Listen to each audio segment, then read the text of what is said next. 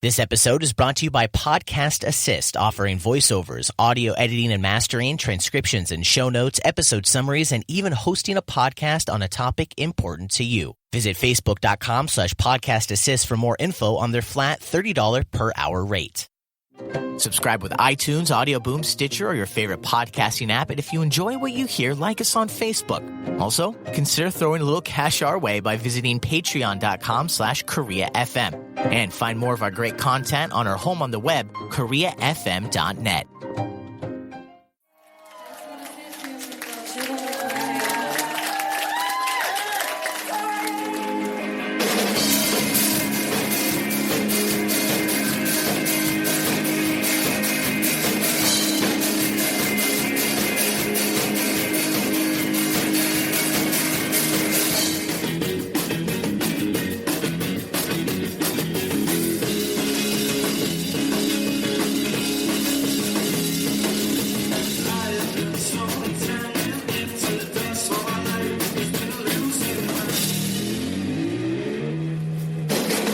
Since the fall of 2012, Zandari Festa has brought Korean, expat, and international music acts to Hongdae, an area of Seoul known to be the indie music capital of South Korea.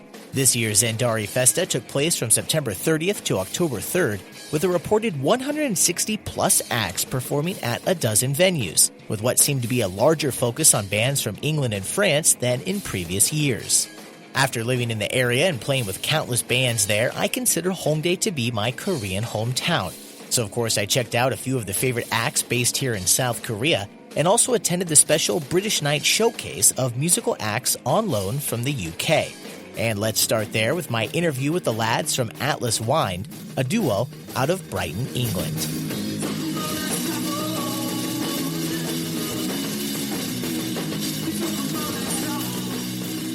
I'm Peter and I play guitar and sing in the band. We're called Atlas Wynd. We've been together for like 4 years now, playing in bands since we were 10, kind of doing garage rock sort of stuff at the moment. So yeah. I'm Harry, I play the drums. And yeah, like I said, I've been playing with Peter for far too long now. And yeah, since I've known him since I was 10, and just I was the only drummer at the school in the year, so kind of got stuck with me. And then it kind of ended up just us two. And we got to this point now. Somehow ended up in Seoul. So it's a bit mind blowing, to be honest. Yeah. Yeah, it's working for you so far, right? Just continue with it. So we'll talk about your performance here. This is British Night. We're at Freebird, which is it's a newer location. There was an older location a few years back, but I mean this is a very iconic venue for the indie music scene as it's known here in Hongdae, which is kind of the live music scene of Seoul. And by de facto, since Seoul is such a huge part of the country, the live music area for the entire country, really. But I want to learn more about. So you guys have known each other for a long time. Where are you from? And how did this current grouping come together? How long have you guys been playing as this band? Well, we started 4 years ago as a three-piece. It was always supposed to be a three-piece. Bass players just didn't work. We had like a couple of them, and they just kind of, for one reason or another, it just didn't work out. So we ended up just kind of playing a gig as a two-piece because one of the bass players just kind of like sacked off the gig last minute or whatever. And it worked, and it felt all right, so we just kind of stuck with it, and yeah. And where was that 4 years ago when you guys started? So that was up in Middlesbrough in the northeast of England, like up near Newcastle way. And then kind of met in school, went through college together, and then decided to move down to Brighton for uni. Just because of the music scene down there, the music scene where we were from, it wasn't really anything, to be fair, so moving down there was a good level of competition and stuff, so I think it was a good move. Yeah, no, the music scene in Middlesbrough now, since we left, there's been bands starting to do really good for themselves. Shout out to Mouses, give them boys a shout out. But started off in Middlesbrough, moved down to Brighton, ended up living together, still live together now. People call us a married couple. Yeah, it kind of seems that way. It's too much. My girlfriend's not very happy about it, but he's got a girlfriend and his wife, which is me. Good thing that's not a three-piece, because that would have been even worse. Just be a bit complicated. Three's a crowd. It's funny you mentioned it kind of just became a two-piece by accident because the bass players just didn't work out. But actually, when I looked at the lineup for what was going on tonight before I had heard anything from the bands, I immediately wanted to talk to you guys because I'm so fascinated by the idea of a two-piece. Yeah. I've always liked the idea of a three-piece just because I've been in a lot of different bands, and it's even if one person plays the bass, one person plays the guitar, one person's on the keyboard, I'm a drummer, so you kind of are in charge of your own section, if you will. It's still, there's just so many ideas. Have you found that even though you didn't design it as a two-piece, have you enjoyed the fact that there's just two of you and there's not a lot of potential to have arguments with just two people, perhaps? Yeah, we have plenty of arguments, but yeah, I think, because I write the songs, so for me it's a lot easier because I don't have like a lot of other people kind of saying, oh, maybe do this, maybe do that. So, I don't know, we're kind of on the same wavelength in terms of music taste. So if I write a song, it's more than likely Harry's going to like it. We might change a few bits around, but it's fairly easy, really. It gives me freedom as a songwriter to kind of just do what I want. So it's good. Yeah, basically what Pete said. Like, it just came because basically, I don't know, as a two-piece, it just seemed to like naturally like work like better anyway. Because like we've been like best friends for ages now, anyway. So like. It's just like just the fact to whittle down to that you can just sort of like it's like a lot less people like to start off with, and that's less people you need to rely on, which can be a blag with musicians anyway. It's not the easiest job to do, to rely on people anyways. But yeah, just naturally how it felt, and like we just kind of like know how each other play. Like we don't really like. I don't know. It just works a lot easier, and it just feels better to us. And like we haven't ever felt like we've tried going to like a 4-piece and going to a 3-piece, and like when we first moved down to Brighton, but like it generally just like it doesn't gel just because like of how we understand how each other play. But like other people coming into that, it's not as easy for them to come into it. If that makes sense. Just because like obviously we're just on the same wavelength about pretty much everything. So yeah, it's just a lot easier. It was really nice watching you guys perform because I checked out your stuff, obviously, before I came here tonight for the first time that I ever saw you guys, and I really liked it, but you guys have so much energy when you play, especially you, man, on the drums. I play drums, and it's like every band that I'm in, it always just comes down to it's just like a little bit less chance, like a little bit less of that, because I just play so hard, and you have a lot of energy, and you do as well. Is that something that has always been the case for you guys as musicians, or is that maybe more of a conscious choice with this project? There's not... like in terms of songwriting, there's a lot of like working and thinking about it and everything like that, but when it comes to live shows, there's not that much thought behind it. We just kind of get up and just do it, and I think we've always kind of gone a bit mad on stage and whatever, just because not because we're like making ourselves do that, it's just the music just kind of makes us kind of just go a bit mental. Like I'm really shy normally, so when we get on stage that's like my outlet, and I can just kind of go a bit mad. Yeah, like without sounding really, really pretentious, like I think we both agree on the fact like music's obviously about the feel, and like if it makes you do one thing, do it. Do you know what I mean? Just go with it, and like yeah, it just sort of makes me like the songs are heavier. Like when it gets heavier, I'll just hit harder, but like not out of like I need to hit harder, just out of shit, this is what I'm doing. Yeah, I can't remember the song. There was actually one song where you started off really, really, really, really low, and because you have such either a normal or like an overdrive feel that you can feel, when you're in the audience, you're just like really putting a lot of energy, not only with like the amount of power you're putting into your hits, but just your whole body, and you have this kind of fro, so your head really shakes. It's great to watch. But so when you went low, I think it was a lot better than if just like if you were like a normal drummer would go low, because I was like, what's going on here? Like it's very noticeable. Yeah, it's I don't know, like especially with two of us, like it's a lot easier to control just the dynamics of the songs, and like the dynamic is like part of the feel again of the song. So like we'll just bring it down, and we'll just like make sure. To be fair, the dynamics is obviously more of a conscious decision than the feel, but yeah, when I don't know, just like being able to like bring it up for the chorus, just getting that fucking punch in. Sorry for swear. Am I allowed to swear? It's alright. That's totally fine. Yeah. Okay, it's sound. Yeah, just going into the chorus and just being able to get like that massive like just wall of sound. Yeah, that's like it's part of the song. It's part of like the songwriting process. Being able to like go from one bit to another and like make that bit as impactful as possible and that bit as impactful as possible. I don't know anything about songwriting, Pete does at all, but like that's what I've learned. So let's talk about the bigger picture here a little bit. Oh no, you're fine, man. Feel free, you can stand there. It's okay. Yeah. That's I actually love. So no, come here. So you were in the audience. You enjoed the performance. Yeah, it was great. Yeah, very, very, very awesome. Very, very tight, very passionate drumming. I'm a drummer myself, so it's obviously. Yeah, there's 3 drummers here in this conversation. Oh, yeah, there you go. Yeah. Oh, okay. Well, there's 4 drummers. There we are. Yeah. Everything going on with the bass. Yeah, wicked, cool stuff. Really enjoyed it. This is great. This is the magic of doing an interview on the street. You just have random strangers come up and give you compliments.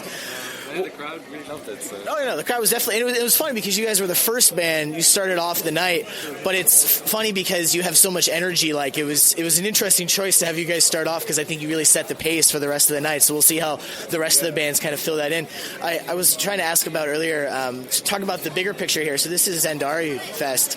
You guys obviously are not based here in South Korea. If you just listen to your accents, it's a good indicator. So how did you get involved? Obviously, this is British Night, so it's like the British Showcase here at Freebird.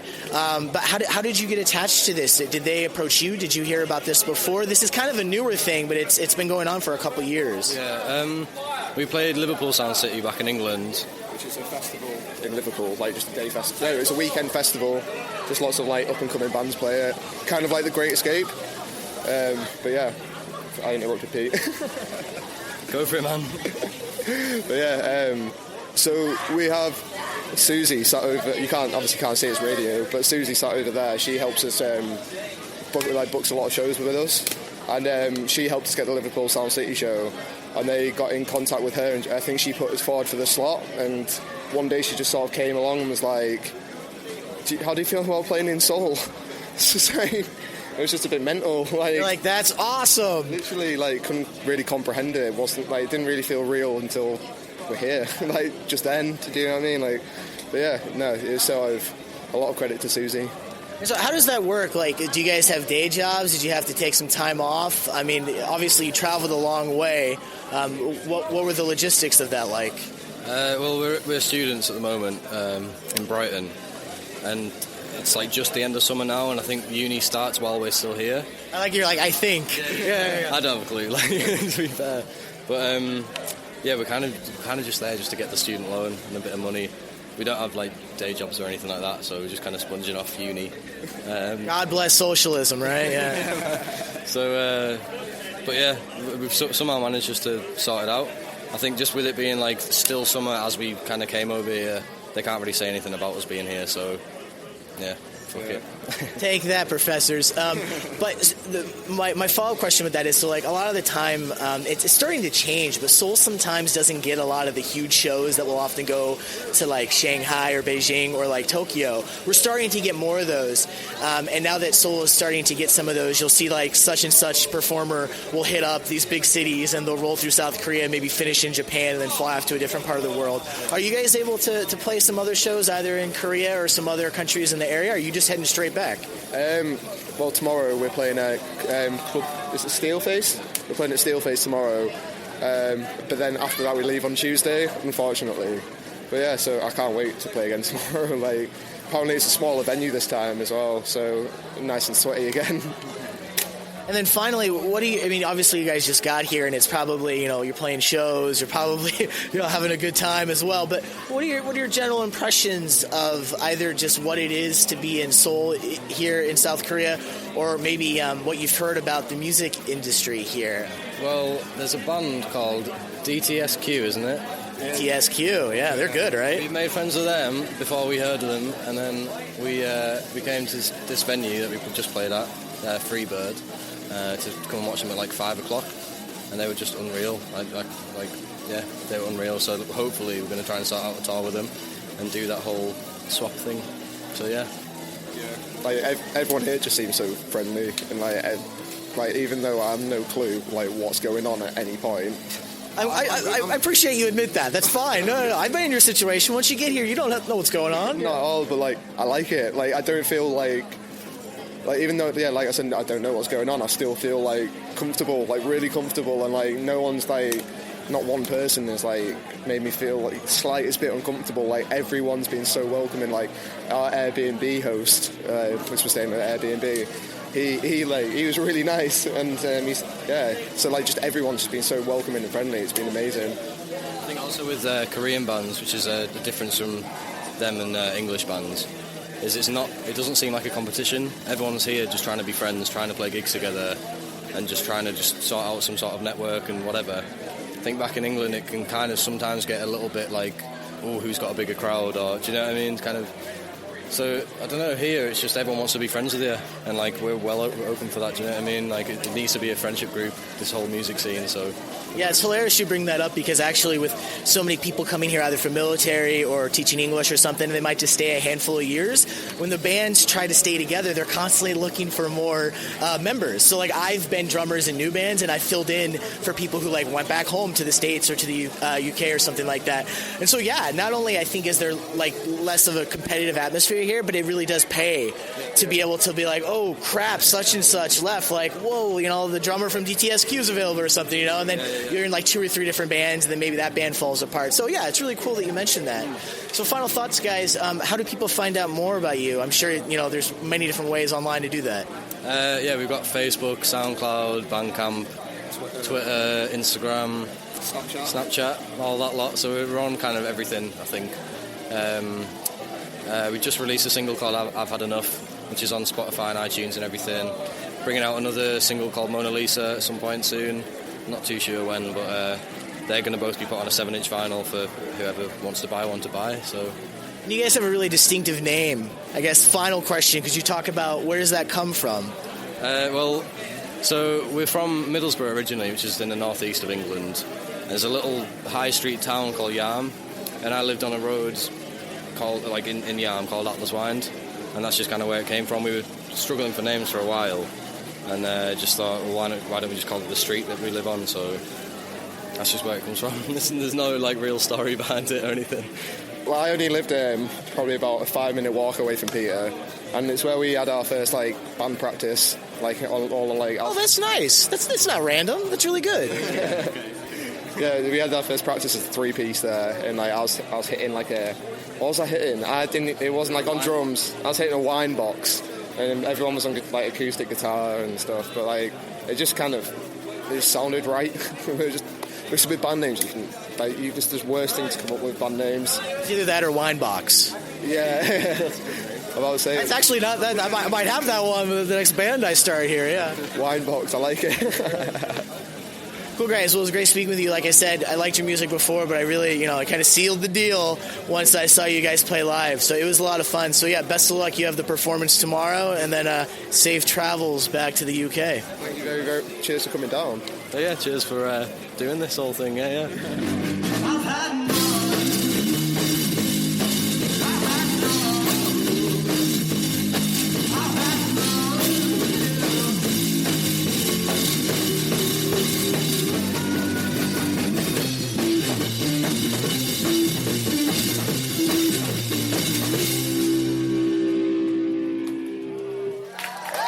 In addition to Atlas Wynd and other international acts, Zandari Festa, of course, featured some of the best bands in the ROK.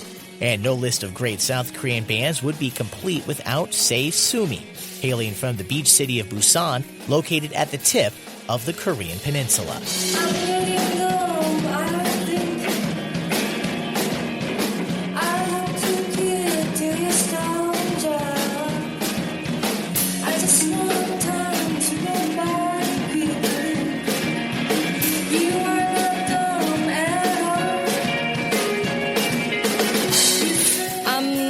Choi. I'm playing guitar and I sing a song in Say Sumi. Yeah. My name's Casey. I play drums. My name is Hajeo. Play bass. My name Byung-gyu. Playing guitar. Some vocal. Yeah. That's right. Yeah, I saw some vocals down there. So 2 vocalists and then another guitar and drums. I've played with you in the past, and so when you came here to Seoul from Busan, I wanted to make sure that I could talk with you guys. And that's my first question. Why did you decide to come play Zandari from your home of Busan? We were suggested. Yeah, and yeah, we want to do that. What's it like being based outside of Seoul and then coming here? Is it difficult, or I think public transportation in Seoul, let alone the rest of the country, is just fantastic. So as long as you can put in the time, I've played shows in other cities. But what's it been like for you guys coming to this city? Is that a big deal, or do you enjoy coming to Seoul? It's hard, but fun because there are many people to see us. KTX is too expensive, so I support the workers' strikes because I don't know who's getting that money. But yeah, it's okay to come here. Paris is 11 hours? Yeah, Seoul's only 3 hours tops? It's not bad. But if you come too often, it's kind of not fun, right? Something else that I wanted to ask you guys about, when I played with your band in Busan in the past, you had a slightly different lineup. And so you're playing with the band now. I was asking around. Unfortunately, you guys had a sort of an unfortunate incident that took place with the band. Could you talk about that? Yeah, the drummer, Seisumi's drummer, Seimin, he's in the hospital now, so we're waiting for him to get better and then play some more. He recorded our album, so he knows our songs. So, and he can play drums well. Well-ish. Yeah. So yeah, nobody except for him. Nobody but you. Yeah. They're my friends, so I'm really happy to help out. They're a really good band, really good music. So this is like a really good experience for me. Sorry. No, it's good. They're making me a better drummer. Yeah. She agrees. Sorry. You're supposed to say no. You're great. Sorry. And so that being the case, what's the future look like for the band? Just continue doing with what you've done so far. Obviously, you've been releasing music for a while. Still based in Busan, so probably coming to Seoul or Daejeon or Daegu, other places to play shows. What's the future look like? How would you like it to unfold? Yeah, we'll record new songs for a new album. You can search Seisumi in Facebook. So that's Saysueme, Seisumi. Exactly. Well, thanks for speaking with me, guys. It's been great, and always great to have you guys in Seoul. Like I said, I know plenty of people who, when they see your guys' name pop up, they go, screw whatever I got going on that day, I'm going to go see Seisumi. So people really love you guys here. Thank you. I'm happy to hear that.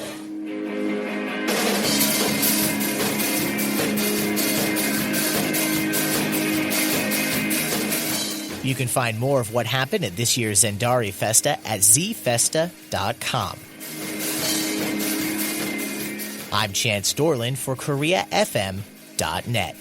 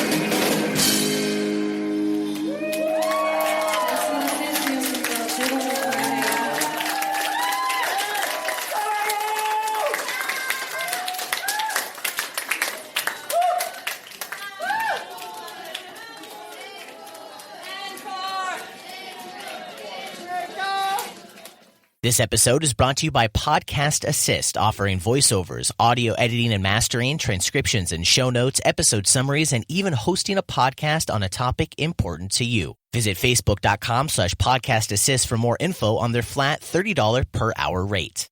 Talk radio, music, and podcasts from the Korean Peninsula. KoreaFM.net.